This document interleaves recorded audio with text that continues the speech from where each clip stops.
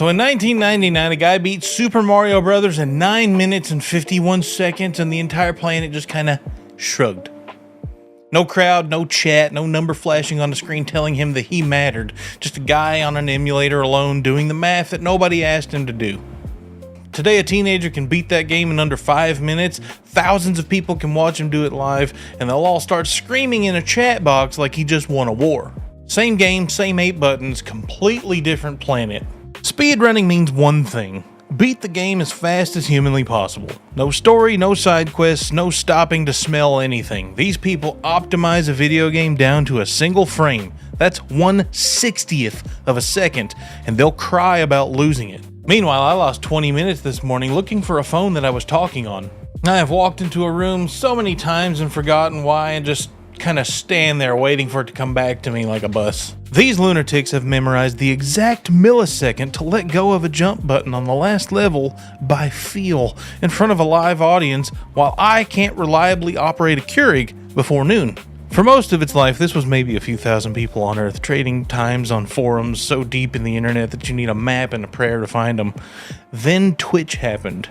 Games Done Quick happened. And speedrunning didn't change at all.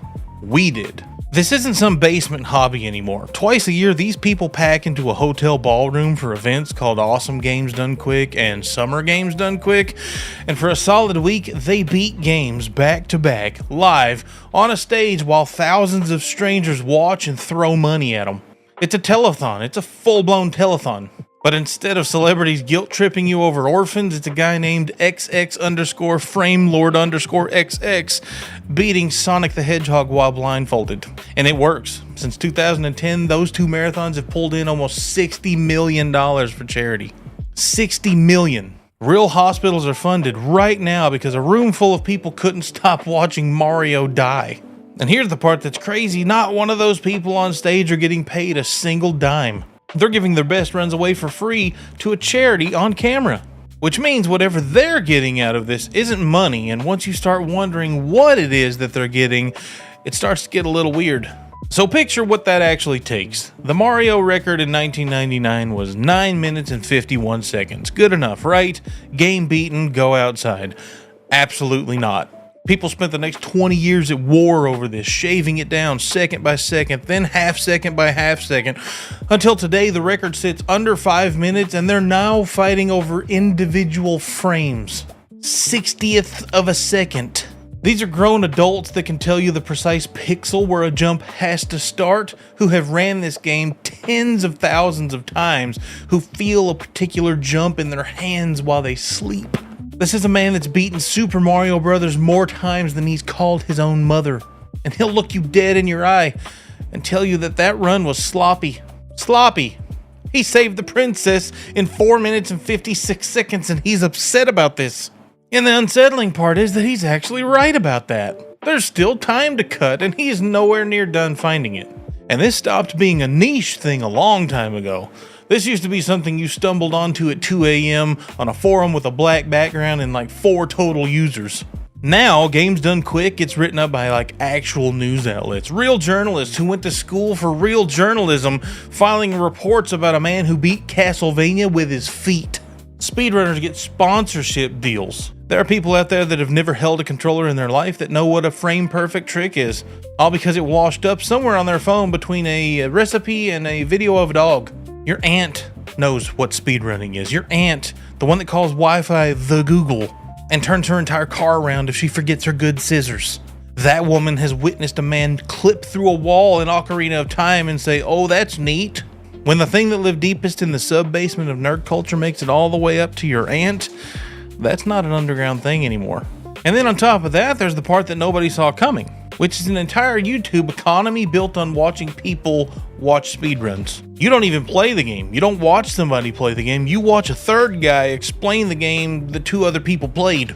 Summoning Salt has over 2 million subscribers making 40-minute documentaries about the history of a single world record, the whole rise and fall of who held it, and how it got broken. And those things are freaking riveting. I've lost entire nights to these documentaries. There's not a castle but a bus stop. And imagine that in the Mushroom Kingdom, Buses operate on a very, very specific schedule such that every 0.35 seconds, a bus departs a station and takes its passengers to the following level. So no matter how quickly you play a level, you have to wait for the next bus to depart to get there. And what this means is that when you speedrun the game, you don't have to play each level perfectly to avoid losing time.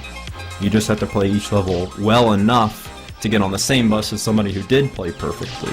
And I do not play a single one of these games. Carl Jobs built over 1 million subscribers basically running a one-man fraud division, hunting down cheaters, exposing fake runs, presenting frame-by-frame evidence like he's about to hand down a verdict and put a man away for life over a fake Donkey Kong score. And he's right. And then there's Tomato Anus. Hello everyone, my name's Tomato Anus, also known as the exception to the big hand, big foot rule, also known as the minute mast, also known as the emaciated rooster, also known as the overcooked french fry, also known as the seepage king, also known as the limp drumstick, and today we're going over an any % speedrun of That's the channel, that's the brand. That man chose that name and 500,000 people decided to subscribe anyway. And his entire job is explaining speedruns out loud because watching the run alone wasn't enough. We needed a narrator. We built an entire commentary layer on top of a hobby that was already just watching, and somehow that's still not the strangest place that this whole thing ends up. I love you, Tomato Anus. But here's where I think everybody gets this thing wrong, including me, until I sat with it for a while. We talk about speedrunning like it blew up, like it just got discovered, right? Like the audience is the thing that changed, but it isn't. The guy beating Mario in 1999 with a tape recorder pointed at his TV was doing the exact same thing that a kid with 90,000 viewers is doing right now. Same obsession, same insanity. The only thing that showed up was us. We didn't create speedrunning, we just finally admitted that we couldn't look away from it. And once you see it that way, the question stops being why did it get popular and starts being something a lot more uncomfortable about why we needed to. By the way, let me know down in the comments if you've ever sunk way too many hours into beating a stupid game. Also, if you like this kind of video, click the subscribe button and like the video because I do it every single week. So why do we need it? I think it's because speedrunning is the last place that you can watch a human being find the actual bottom of something. Everything else in our lives is somehow kind of bottomless now. Endless games, endless feeds, endless seasons, endless updates. Nothing is ever finished. Nothing is ever just beaten. There's always more being shoveled in front of you so you never get to stop. And then there's this one weird corner where a person points at a 30-year-old game and says, no, this has a floor and I'm gonna touch it. Not most of it, all of it. The fastest a human could possibly move through it, down to the frame.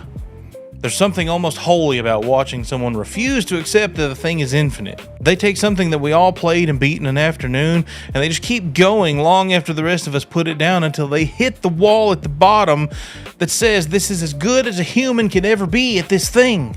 And I think we watched because some part of us forgot that walls like that actually do still exist. So that's the difference between 1999 and now. It's not the game, it's not really even the times. The thing that changed is a guy alone in a room doing the math that nobody asked him to do used to look like somebody with a problem. And now he looks like the only person left who actually finishes what he starts. Thousands of people don't show up to watch Mario, they show up to watch a man touch the bottom of something because they're not sure that they ever have. The tape recorder was never the sad part of the story, we were.